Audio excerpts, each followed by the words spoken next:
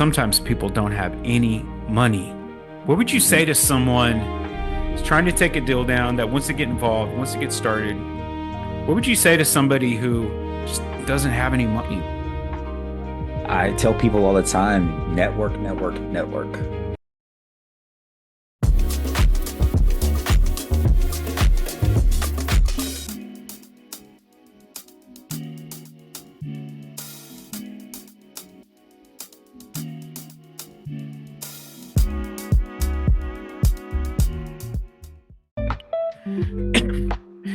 All right. What is up? It is Monday, last week of July. Wow. It is the 27th. This week Today, we went got by a so great show. fast. Yeah, welcome Yeah. to REI 101, episode 63. We're going to be talking about private money. We're going to be talking about partnership structures, the magic that makes the deals happen. How are you doing, brother? Man, I'm doing good, man. Just trying to stay cool in this Yeah, weather. it's hot outside. Yeah, it's a little bit hot. That tropical, whatever that was, I think I blinked and it passed. Yeah, Yeah. everybody was worried about it, which was fine. I think people should prepare for it, but yeah, it just stayed hot here. I think we got one night of rain, maybe Wednesday night or Thursday night, with some high winds, which was actually pretty high winds here in Texas City and League City. But after that, man, it's just been hot. It's been hot. And Saturday we went on a run and it was like the clouds were in the ground, on the ground. Whew. Yeah, that was very humid Saturday morning during that run. But man, we got it done, brother. Yeah, we got it done. I love today's topic. I love this month's series because um, there's really opportunities in all different places to raise money. You know, there's so many different ways to take these deals down. It does require a little bit of creativity and intuition. It takes some hustle and some drive and some commitment, but there are ways. So if you are new to the show and you are trying to get into real estate investing, we have done this show for you. And I do meet aspiring real estate investors, and they're so interested in getting into real estate because they understand, Albert, that it's such a great way to build passive income. It's a great way, but sometimes people don't have any money. What would you say to someone who's trying to take a deal down that wants to get involved, wants to get started? What would you say to somebody who just doesn't have any money? I tell people all the time, network, network, network is build your network, build your circle of influence, get to know people in the industry, in the community. And I think if you get good at finding deals, solid deals, so that also assumes, Austin, that you know how to underwrite deals, right? You know what a Yep. good deal looks like. So if you know what a good deal looks like and you can get those deals under contract or talking of a contract or offer with sellers, and you're starting to build your network, then if you don't have, for instance, you don't have a huge amount of reserves to be able to go to a hard money lender, for instance, Right. you know, you could use private money, right? We're going to talk about that. Private money can be anything from your Uncle Joe, right, who's retired and has some retirement funds that he might want to invest with you, Austin, or it could be, someone that you meet at a happy hour or at a networking meetup, right? And then you can always partner with people too. So we sometimes people forget about partnerships. They just think, I just need a lender. I just need someone to lend me money, and they don't have the experience, right? So Yeah. it's hard to get that private lender, right? We're going to talk about that in a second. But then they forget that, well, you probably have people in your network that are doing what you're doing or two steps ahead of you. Why Hmm. don't you bring them the deal, cut them a piece of the equity, right? Partnership, and you get kind of on the job training. Yeah. Getting that experience. That's what I would tell those aspiring people who don't really have a lot of money, but you have to be good at something. All Yeah. right. You cannot not have money and not have hustle and expect to get into real estate. Like you've got to have hustle, and then you've got to start building your experience. I'm sorry, your knowledge by listening to podcasts, reading books, pounding the pavement, door Yeah. knocking, all of those things, right? So it's a combination between money, time, and knowledge and Hmm. experience, right? Because if you don't have money, you should be investing in your knowledge. Like that's a huge thing. And then when you're networking, like you're saying, um, that's such a powerful opportunity because you can gain so much what I call like secondhand experience come from curiosity and come from contribution. When you go to these happy hour events and you're getting some free drinks and you're getting some free appetizers, ask questions, listen, find out get to know people in their journey and how they got there. And that's such a great start. You want to offer something of value, go find deals. You Yeah. can you can find deals. So we have people on this call. We have some investors on this call that may have the money. However, most busy investors don't have as much time as they did when they started, which is a paradox. We can get to that later, Hmm. but they need help finding deals. So Right. there's I mean, we'll talk about that in another completely different series on how to find these deals because this month it's about the money, baby. But before we get into it, I do want to hit some market data. So it's been a couple Yeah. of weeks. Um, we we're seeing a very interesting market, and the surprising thing about this market to me is that there are no surprises. Let me explain. The days on market right now um, are actually down over the for this year. So the beginning of the year, we were at 63 days, 65 days, 63 days, January, February, March. We got to 57 here in April. May was 51, June was 49, and now we're sitting at 50 days on the market. Now, there is a trend. People ask, what's the best time of the year to buy? What's the best time of the year to sell? I don't know. I don't know the answer to that, but I can tell you that homes that are listed that are on the market in the winter, they do sit longer typically. They do sit longer in January and February. So Hmm. if you need to sell something, you might want to think about doing that pretty quick. I think that one of the reasons I believe that July and August homes typically tend to sell faster. It's because of school, right?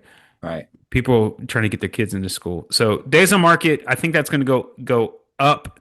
It always does from July to August to September. It always tends Okay. to go up. We are high this year. This is the slowest year. I don't know, man. Like ever. Like probably since before, certainly before COVID, looking back at it. Right. This is the slowest. But one thing that's interesting is I track the original list price versus the average sold price. Days on market are high, inventory is high, all these interest rates are high. But did you know the average sales price of a single family house right now is going up right now? Average sales price right now in Houston for single family houses are $450,000. For And what? 450,000 for a single family house right now. That's on HAR. So when you go and search for single family homes, everything that's sold in June or July averages out to $450,000. Yeah. If you Wow. look at if you look at median, you might get a slightly different number, but on average, it's $450,000.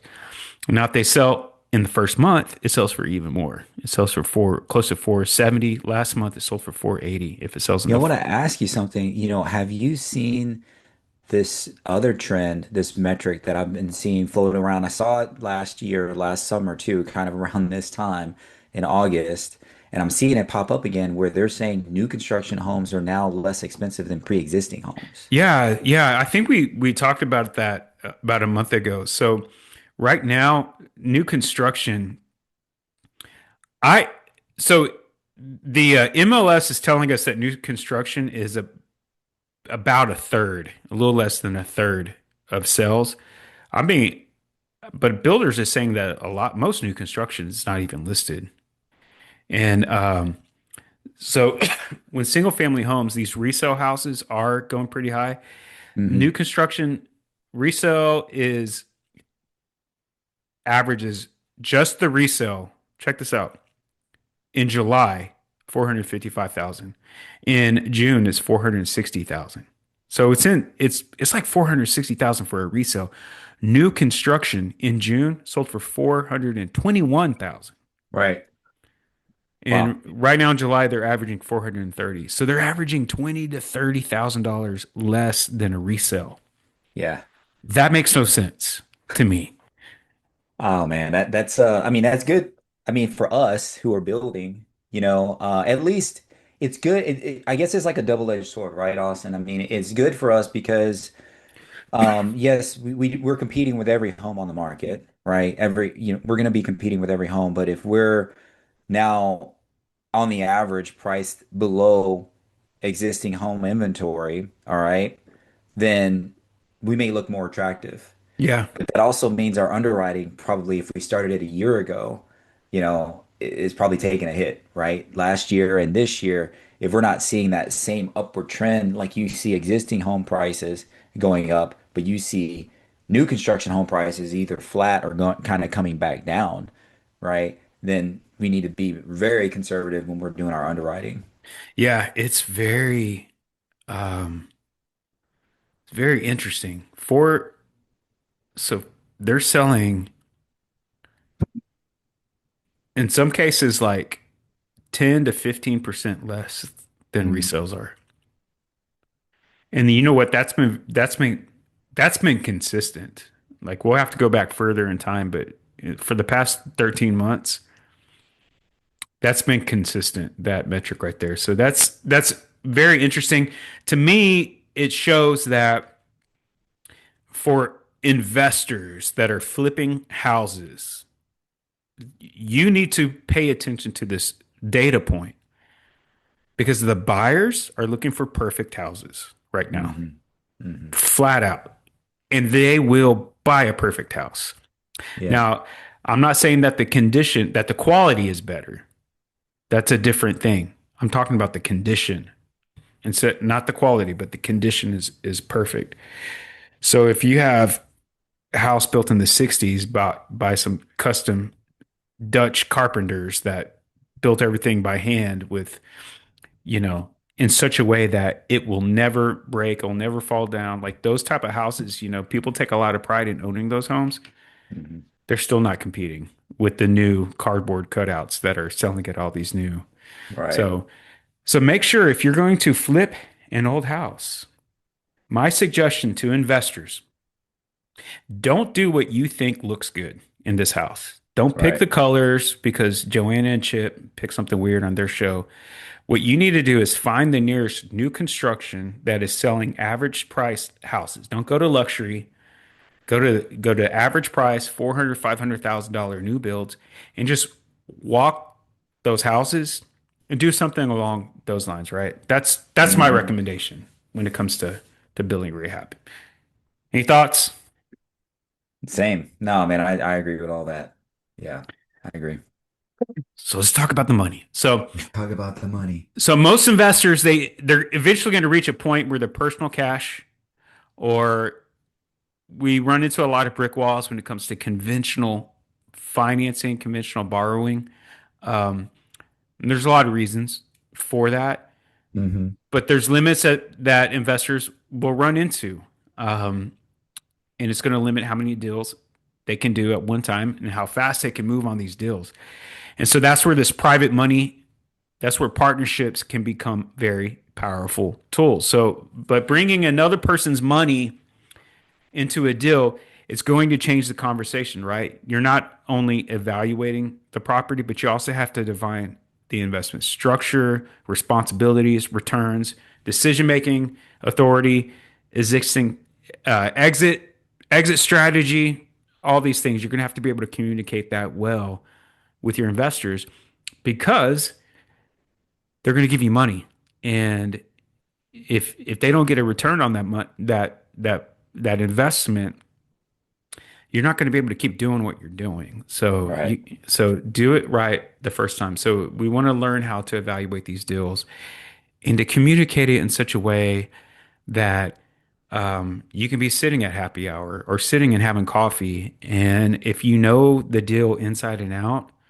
um, you're going to get some excited investors, and they're going to want to Right. give you lots of money, right? Right. Yeah, I mean that's key, right? Doing your homework, having solid underwriting. Sometimes these private lenders, they don't necessarily have the knowledge or background in real estate to really understand all the Yeah, numbers. good, great point. But they obviously are, intelligent enough to be in a position to lend you money, Hmm. right? I mean, it just doesn't. I mean, sometimes it comes by accident, but they worked hard to get that money, and now they're in a position where they can lend it to people. And to be in that position, I think it takes a high level of intelligence and some type of business savvy, but they may just not be, that savvy in real estate. So they're trusting you, the person, Yeah. right? And that's really, to me, that's kind of the foundation for private lenders, is that relationship between the private lender and the investor. Is Hmm. that, to me, that comes first, and building that relationship or bringing some kind of value to that person, whatever Yeah. that might be. It doesn't always have to be that way, but bringing some kind of value. I always tell our students, I'm like, look, if you're looking for money, you need some money to fund this deal, you're not going to your family members or to these network meetups, or you're not talking to, your buddy who has money in their 401k that they want to, or their IRA that they want to invest. You're not going to them asking them for money like with your hand out. That's not what you're doing. Yeah. Like, you're bringing to them a business opportunity. It's an opportunity for not only for them to obviously help you in this deal, but you're gonna get a return for Yep. that, right? It's not charity, right? You're out there working hard, finding the deal, you're doing the work, and they're bringing the cash. Like, they've done all their work to get the cash to bring to you, and they're expecting a return on the investment. So I always tell people it's an opportunity. Hey, I've got an opportunity, and we can kind of talk about some of the conversations, like what do those sound Hmm. like Yeah. when you're talking to people. We can hit on a few of those things too, but Yeah. let's price anyway, man. Yeah, absolutely. So essentially what private money is, it's capital that's provided by somebody other than a bank. It could be a friend, a relative, somebody you meet. It's going to be somebody that doesn't typically have anywhere as near as much money as the bank does. So keep that in mind because they're probably giving you a significant percentage of their net worth in order to pull these deals off. Hmm. So they're gonna typically ask for some stricter terms. They may have more creative terms. They may have Hmm. shorter terms than a bank. Those loans from your private money lenders are going to be very different. So we got friends, family members, other business owners, retired professionals, other investors, high income individuals, self-directed IRA holders, people seeking passive income. And I want to add to this list, the seller of the property you're buying is also a Hmm. great source of private money or seller financing. So why would Albert, you have we both have a lot of experience on both sides of this conversation. Why would someone lend money privately instead of just buying real estate themselves? What's the benefit of that? Well, you've already kind of hit on one of the main things is they don't really have the time, right? Or they Hmm. don't have the desire to manage a property, to manage a flip, to manage a rental property. Like, if they're going to buy and hold, Yeah. but they want to invest in real estate because they know the power of investing in real estate. Like, the way you introed this call, I mean, Hmm. yeah, the show was, hey, passive income, building wealth through real estate. They want to do that. Yeah. But they don't have the time. They could have a full-time job. They could be enjoying their retirement. Yep. They don't want to enjoy their retirement and now start having to deal with tenants and Yeah. contractors, all that stuff, right? So that's kind of how I see it first and foremost is they don't really have the time. They're looking for a very, like, a secure loan, right? Because you usually have the asset, they're the first lien, right? But they want like a fixed return, Hmm. almost kind of like mailbox money because it Yeah. is truly passive, Yeah. right? Like, they're not lifting a finger. They're not walking up the property. They're not talking to contractors. They're not dealing with insurance agents. They are bringing the money, which they've already worked hard for. and they are receiving some kind of return, whether it's Yeah. interest or equity or profit sharing or something like that. So that is so true. And the only way you would know that is by just getting to know the people you're in network with. Um, because there are some people there, maybe they're, at a stage in their career where they're offloading or they're not wanting to be busy, like you Hmm. said. But the only way you're going to know that is if you ask great questions. You come from curiosity, you come from contribution. Now, let me flip the question on you, Albert. Why would someone want to borrow money privately instead of going through a bank or instead of using their own money? What's the benefit for the investor there? I think like for me, what I see the benefit for the investor is, well, I like to have money in reserves, period. I don't really believe in telling people, hey, if you have $0 in the bank, sure, yes, you can go invest in real estate. Hmm. Because having $0 in the bank could be a symptom of some underlying issues, Sure. like financially, right? But so you've got some reserves, whatever that might be. What we tell our students is, I I encourage you to, if you're going to close this deal, whether it's with a private lender or with a hard money lender, but we're talking about private money, is Hmm. the goal is to keep as much of your money in your bank account because things come up, right? You have contingencies, you have, insurance goes up, taxes go Yeah. up, and you kind of have to have money in the bank to cover these things. Right. So I tell them, hey, find a deal that's so good that you can keep most of your money in your bank account. Okay. Your question was, why would they go to a private lender instead of like a hard money lender? Yeah. Okay.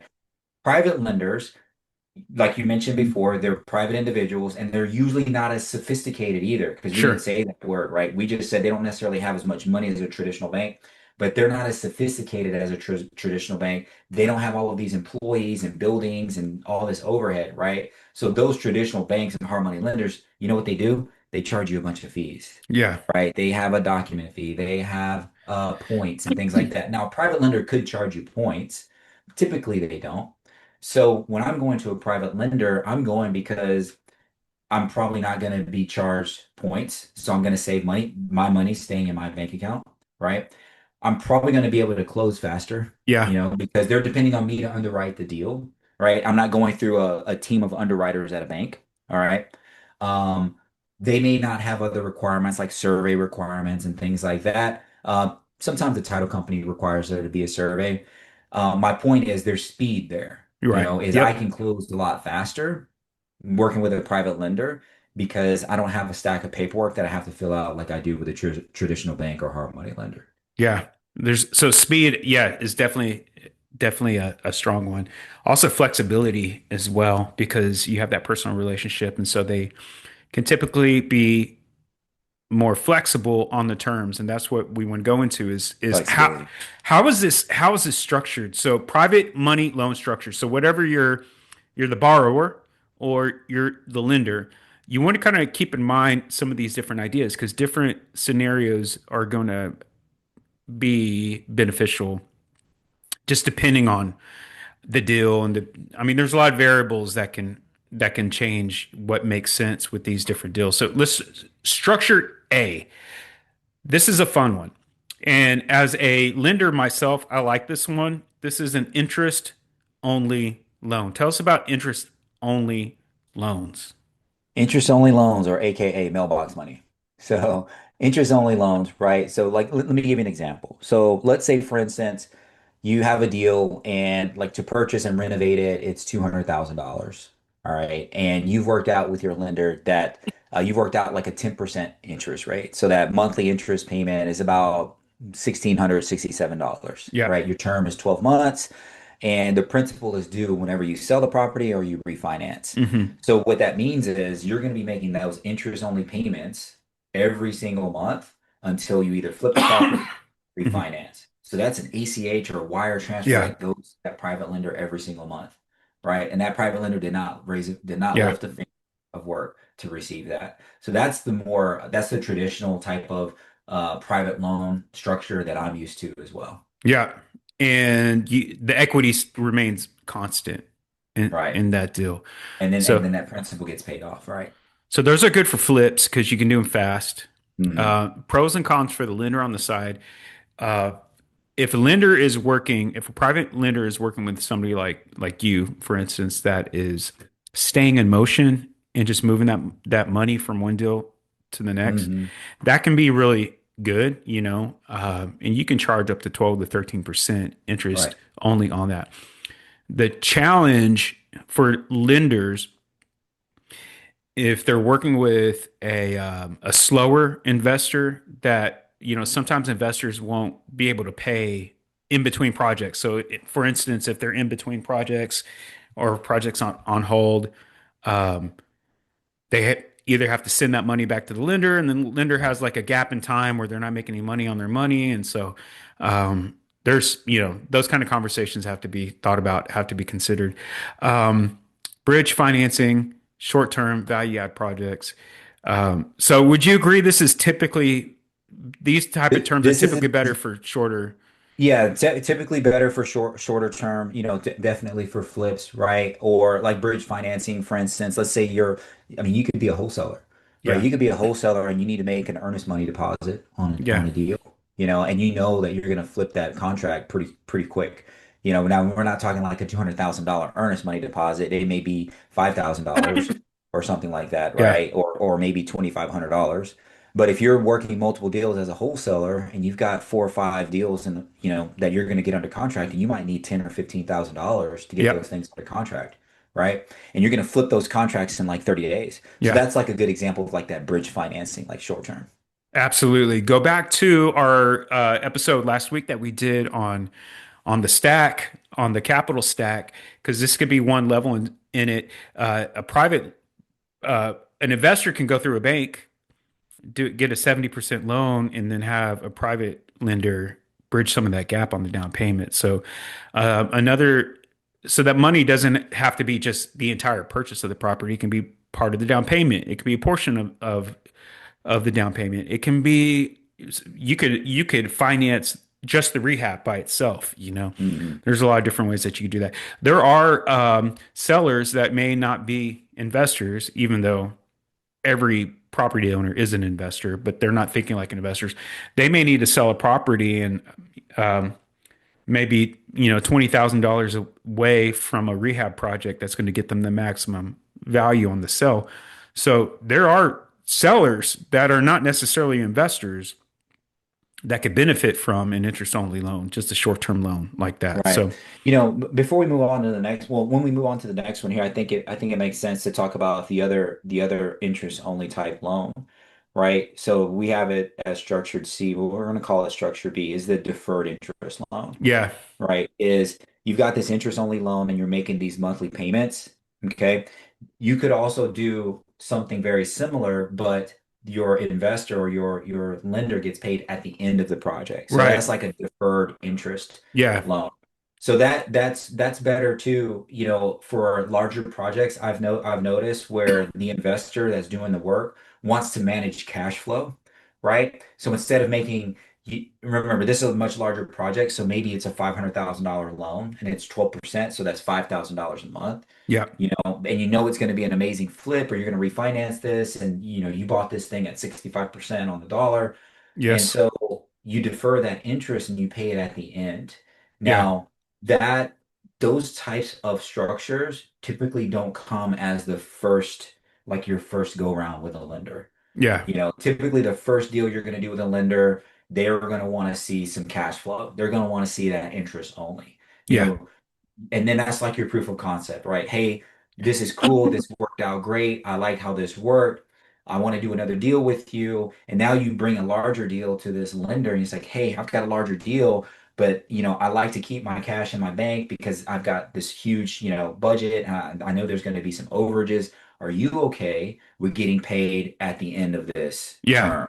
Right? And you've already proven to them that you can do what you say you're going to do. Cool. They might be okay with that. So that the pro in that is it helps manage that cash flow for that investor. So they're yeah, not forking out $5,000 every yeah. single month, right? Because they know that they're going to sell it for a large sum of money, They know they're going to sell it for a large sum, but there's right? And no it's cash flow. exactly. So I that love that. I think that's such a great investment opportunity for a private lender, especially especially if it's clear that interest is accruing, kind of Hmm. like buying stock in the stock market. Or a You, bond, right? Yeah. yeah, it's going to go, the equity is increasing. Right. So every month that you don't take a payment, an interest payment, that interest becomes equity in the Yes. deal. And so now the interest payment that you're not taking is actually growing. The amount of the Yes. loan is growing. So that for somebody who doesn't need that cash flow instantly and they're just trying to maximize their investment, Hmm. that's easy. Yeah, that's an easy one. Then of course we need to talk about amortizing, and if you need a link to my amortization calculator that I made, it's pretty awesome. But this is basically where the borrower makes monthly payments that include both principal and interest. Right. Typically with private money, there will almost always be some type of balloon payment, Right. right? Yeah. So if you're going to amortize it, residential, you're typically going to amortize it as a 30-year. It's going to look like a 30-year mortgage. Hmm. However, at the end of year two or at the end of year five, there's going to be a Hmm. balloon payoff. What's a Yeah, balloon those are really payoff? good. Yeah, those are really good for like seller finance deals, right? Because you were talking about too, like the person selling the property. It could be an opportunity, right? That could be an opportunity for you to bring them on as a Yeah, lender, as a seller finance lender. And because it also helps them too not take that big, what is it, tax hit, right? If they're, let's say you're buying a rental property from another investor. That's an investment. So they're going to pay capital gains on that if they take that large sum right up front. yeah, But if they kind of take that over time, then they're paying taxes in smaller chunks, like over time, and now they're no longer a landlord. This is what's so great. This is what we tell our investors, like, hey, if you're talking to another investor or you're talking to a landlord or a mom and pop landlord, you may not lead with seller finance, but keep the door open for seller finance. And it's like, hey, look, you never have to deal with a tenant again. yeah. You never have to deal with insurance companies. You don't have to deal with a leaky roof. And you know what you get? You get all of those headaches go away, and you keep that one benefit of that mailbox money The hitting your money. bank account Yeah, every single month. And instead of having to chase down 5 or 10 renters in your multifamily property here, you just got one person to deal with, and that's me. yeah, And I'll deal with all the headaches. That is a very, very great and interesting pitch to yes, someone, you yeah. know. So yeah, that's If great. if they can finance it that way, they can sell it faster. They can move Exactly. inventory faster. It opens the buyer pool for more buyers.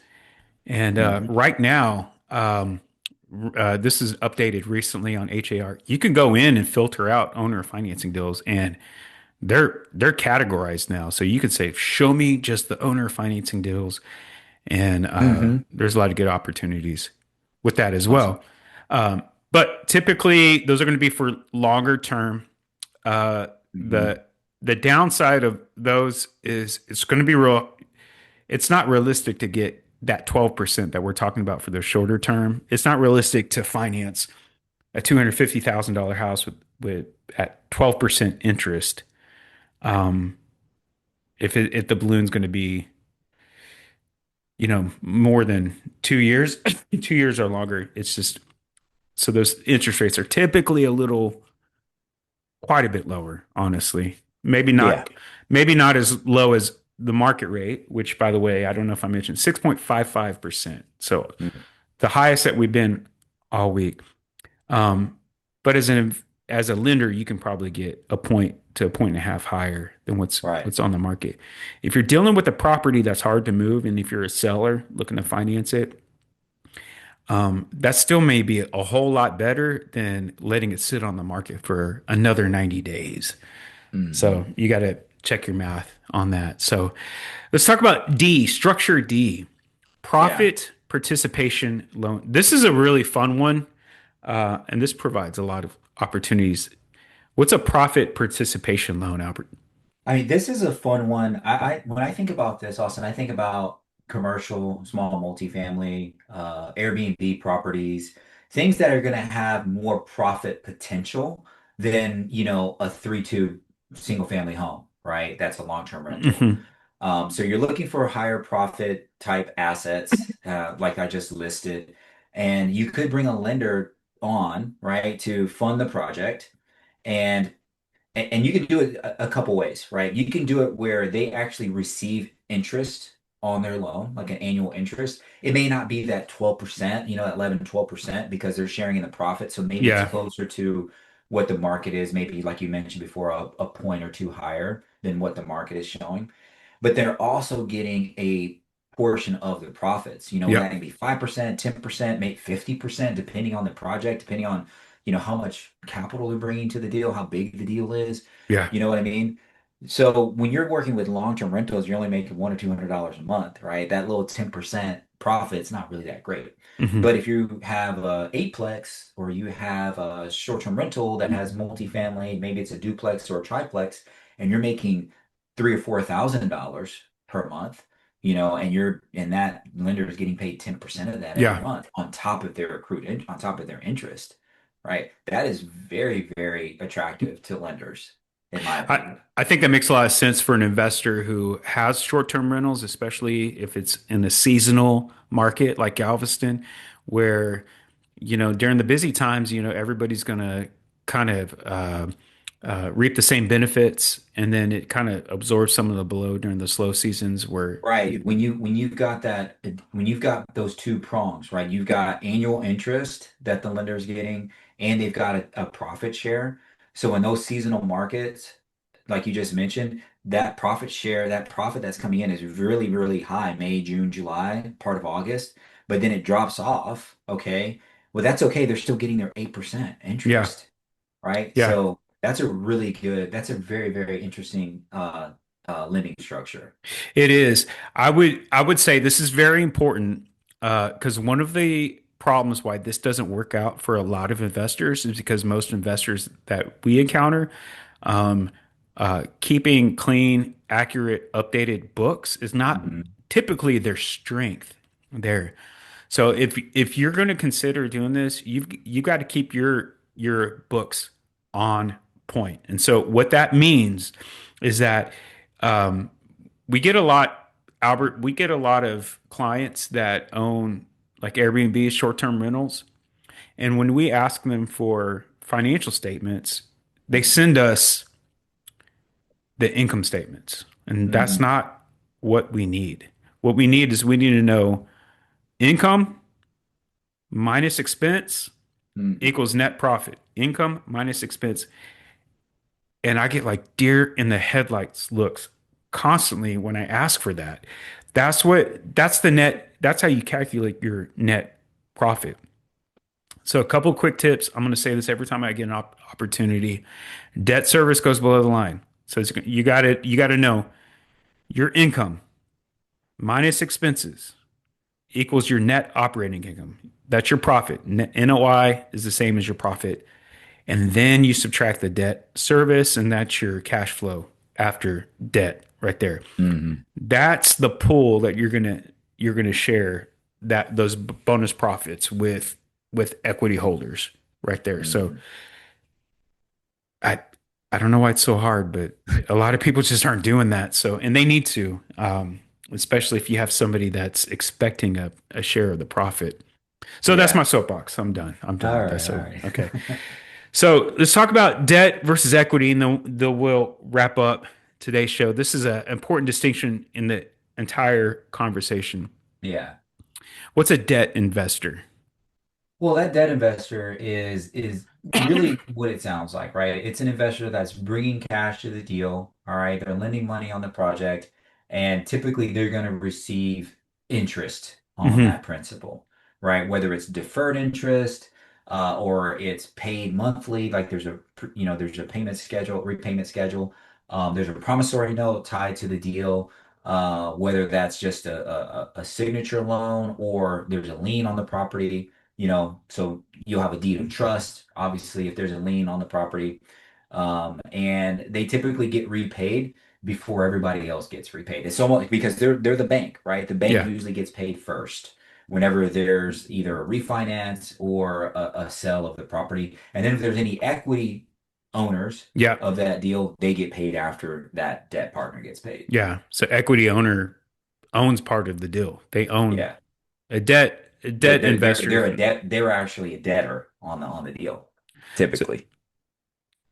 So, okay. Well, that pretty much sums it up. There's a lot more that we could go into that. If you have any ideas or suggestions or questions that you want Albert and I to discuss on the show, leave a comment or an email or a text message or a comment. Comments are the best. Comment on YouTube. We're on Spotify, Apple Podcasts. We are all over the place. But yeah, a lot of stuff here. Private money, it allows an investor to access capital without relying entirely on the traditional banks, which is really good right now because banks are strict. It helps you move faster. Partnerships allow people to combine money, combine experience, combine credit, combine labor, relationships, all of the above. Uh, it teamwork makes the dream work, right, bud? Yes, sir. Yes, sir. All right. Well, appreciate everybody joining us today on REI 101. Don't forget to like and subscribe. And next week, we're going to do another deal analysis. So if you have any deals that you want us to go over live on the show, let us know. And until then, have a All right. great end of the month. Bye. See ya.